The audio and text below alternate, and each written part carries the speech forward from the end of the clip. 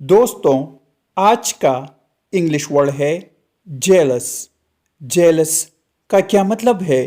आइए सीखते हैं आज की इस छोटी सी वीडियो में। जेलस मीन्स बदगुमान, हासिद या शकनी। आइए इस वर्ड को सेंटेंस में इस्तेमाल करते हैं।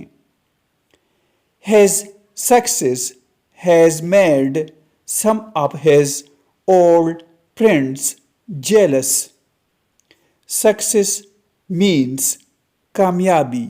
उसकी कामयाबी ने उसके कुछ पुराने दोस्तों को रश्क में मुब्तला कर दिया है। व्यूवर्स, चैनल को सब्सक्राइब करें और वीडियो को लाइक और शेयर ज़रूर करें। Thanks for watching.